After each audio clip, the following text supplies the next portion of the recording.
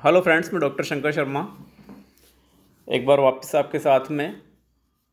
साथियों, हमने अपनी पिछली कक्षाओं में कंपोजिशन के बारे में काफ़ी बातें की है, संयोजन के कई सिद्धांतों के बारे में बातें की हैं और कई प्रकार के कलाकारों द्वारा बनाए गए विषयों को लेकर, संयोजनों को लेकर उनका अध्ययन किया है और यह जानने की कोशिश की है कि विषय समान रहने पर भी अलग अलग कलाकार किस प्रकार नए नए संयोजन बनाता है और अपने चित्रों में एक मौलिकता लाता है।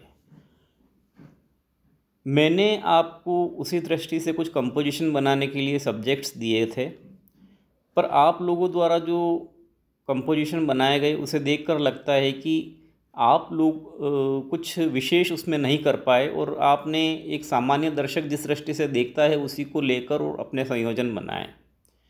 आज मैं आपको इस क्लास में यह दिखाऊंगा कि किस प्रकार समान आकार होते हुए कुछ नए कंपोजिशन बनाए जा सकते हैं और मौलिकता लाई जा सकती है।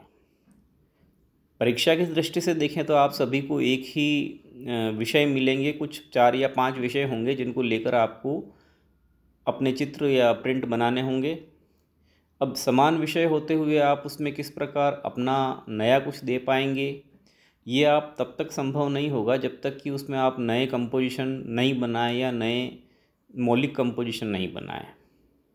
आज हम इस कक्षा में यही बात करेंगे कि किस प्रकार समान आकारों के होते हुए भी नए कंपोजिशन बनाए जा सके।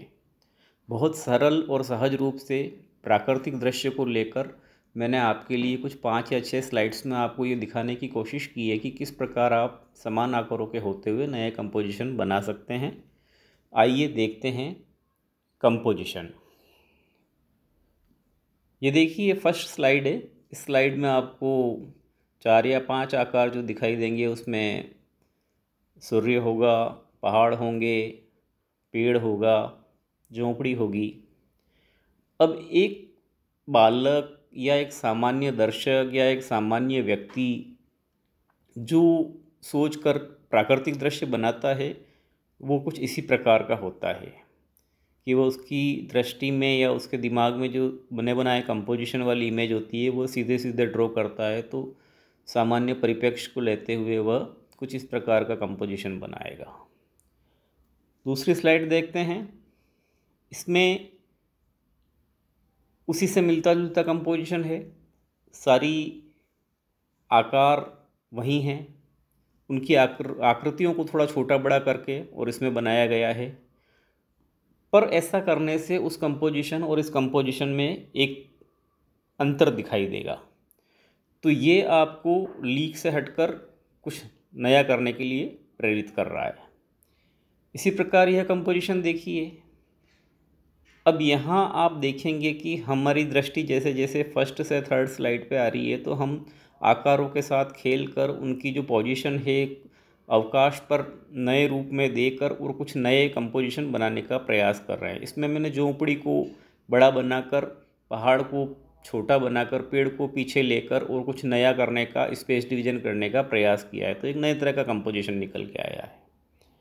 इसी प्रकार स्लाइड नंबर 4 में देखिए, मैंने पेड़ को बड़ा कर दिया, फोरग्राउंड में ले लिया, मिडिल ग्राउंड में हट को लेके और पीछे आकाश को या सामान्य रूप में दिखाने की या सरल रूप में दिखाने की कोशिश की है। तो ये स्पेस डिवीजन एक नए प्रकार का है और नया कंपोजिशन हमारे सामने आता है।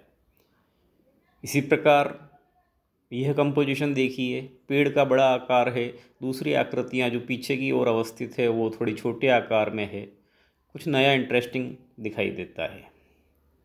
इसी प्रकार यह एक कंपोजिशन है जिसमें पेड़ भी एक तरह से सटा हुआ है, झोंपड़ी एक तरफ से है, बीच में मून आ गया और इस प्रकार की रेखाओं द्वारा स्पेस को पूरी तरह डिवाइड करके कुछ नया कंपोजिशन बनाया गया है। आकार सभी कंपोजिशन में वे के वे हैं, केवल स्पेस डिवीजन अलग अलग हुआ है और उसी वजह से छठी स्लाइड से पहली स्लाइड तक यदि हम वापस पुनरावलोकन करेंगे तो हमें पता चलेगा कि किस प्रकार हमने इन 6 स्लाइड्स में नए नए कंपोजिशन बनाने का प्रयास किया है। तो साथियों, आप लोगों को समान विषय रहते हुए जो कि मैंने आपको दिए थे, जिसमें दुख भी था, खुशी भी थी, कुल 5 विषय जो आपको दिए थे, आप पुनः उन्हीं विषयों को लेकर, उनसे संबंधित आकारों को लेकर और नए नए स्पेस डिवीजन के साथ में संयोजित करने का प्रयास करें और मुझे अपने चित्र भेजें, ताकि मैं उनको देखकर और आपको कुछ नए टिप्स दे पाऊँ। थैंक्स।